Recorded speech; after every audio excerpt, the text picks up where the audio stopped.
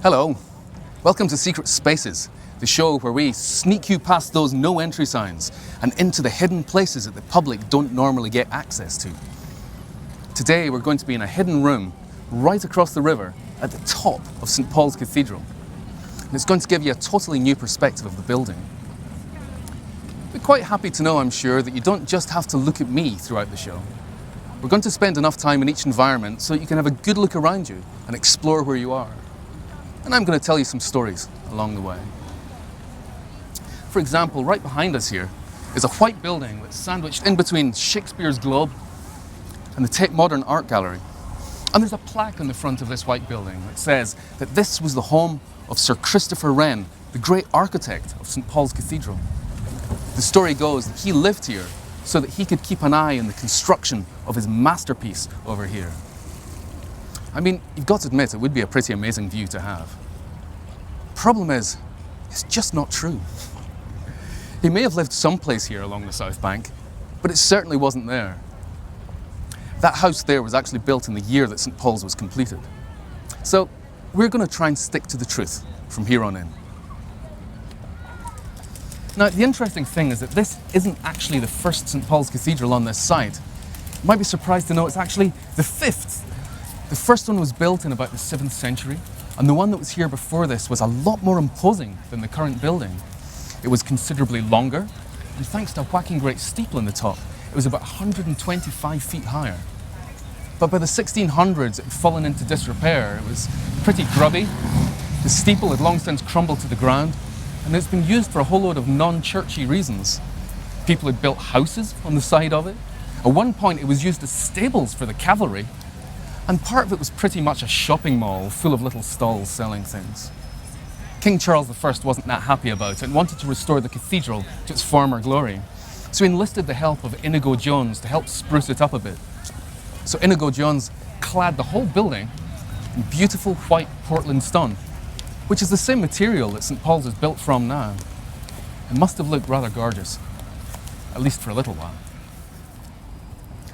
A lot happened over the next few years. We had civil wars, with the dissolution of Parliament, with the execution of King Charles I, and eventually the restoration of the monarchy with Charles II on the throne. There still needed to be quite a bit of work done to the old shabby St. Paul's Cathedral, so he enlisted the help of a young astronomer, Christopher Wren. Yes, astronomer, not architect. But he happily submitted his plans, and they included a dome where the spire used to be, a very European-style dome. Everything looked as if it was good to go, and then history took a slightly different turn. The King's baker had a bit of an oven malfunction, and London found itself ablaze. Bizarrely, this actually wasn't that unusual. There was about 2 or 3 major fires every century in London at this point. But this was a biggie. This destroyed more than 3/4 of the City of London. So the fire is raging, and there's not been a chance to do any of the restoration work in the cathedral yet.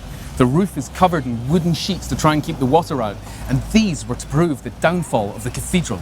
It'd been a long, hot summer, and they were absolutely bone dry. It only took a spark carried in the breeze to hit the roof, and the whole of the cathedral was an inferno. The white stone cladding that Inigo Jones had put up started to explode in the heat. One of the writers at the Times described it as going off like grenades. And all the lead on the roof melted in the heat, and it started to flow like a river down Ludgate Hill behind us here. By the time the flames went out, all that was left was a dangerous stack of charred rubble.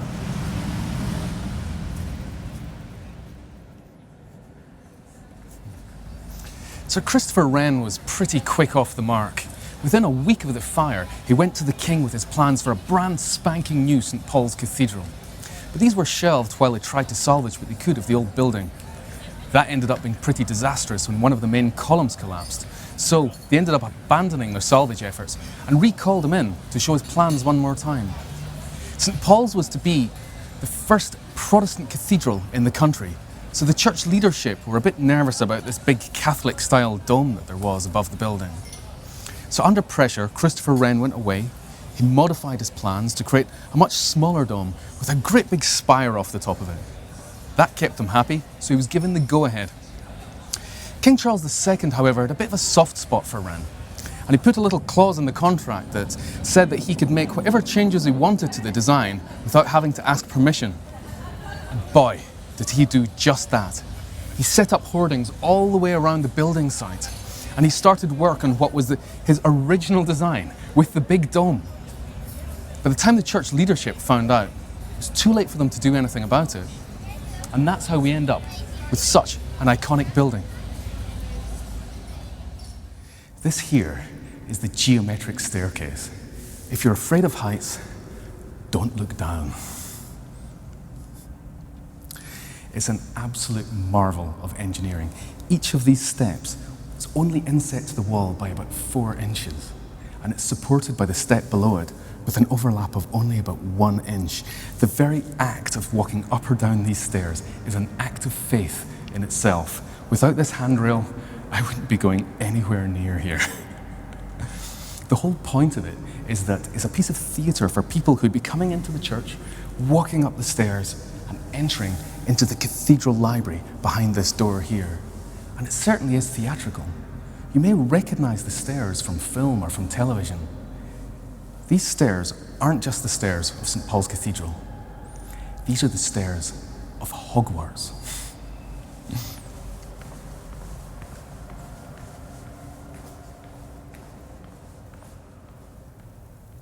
Now, this is probably the most famous view inside St. Paul's Cathedral. Millions of people over the years have stood exactly where you are, one of whom, of course, was Christopher Wren. As the story goes, he stood when he was wanting to plan out the cathedral exactly where you are and called to one of his workmen to hand him a piece of masonry so that he could mark the centre of his structure.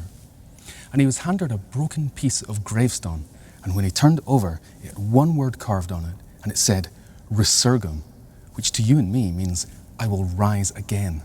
And this prophetic word is now carved above the southern entrance, right beside a phoenix rising from the ashes. Now, if you look behind you, up on the right, just see the edge of Wellington's Memorial. Wellington's Memorial took 52 years to build, which is 20 years longer than it took to build the cathedral itself. You may also notice that this side of the church is bright and white and airy. This, the high altar, used to be like that as well, but the Victorians decided that they wanted to cheer it up a bit. So they covered it in glass mosaic tiles. And it is beautiful, but I'm not convinced it was actually an improvement. So we are now going to go all the way up there to the top of the dome. And we're going to a secret space to get a perspective in this building that you don't normally see. I hope you're not afraid of heights.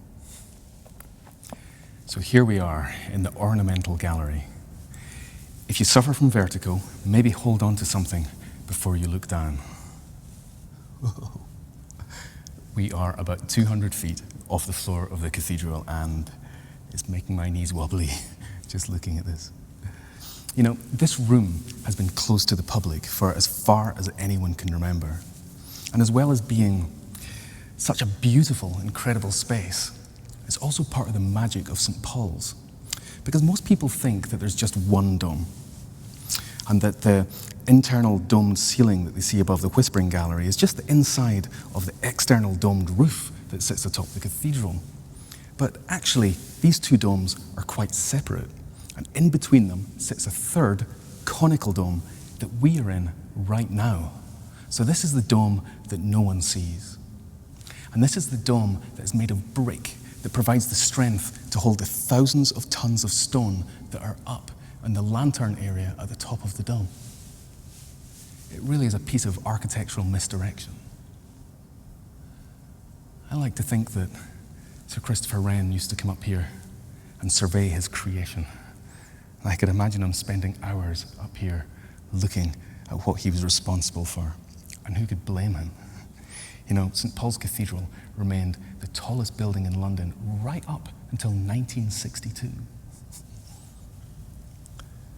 Sir Christopher lived until the grand old age of 90 years old.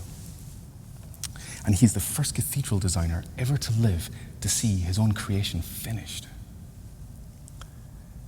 He now lies below us in a crypt, way below the floor of the cathedral, and quite a plain gravestone. But many years after he died, his son put a plaque above it, which I think is incredibly fitting. It reads, "Dear reader, If you're looking for his monument, look around you.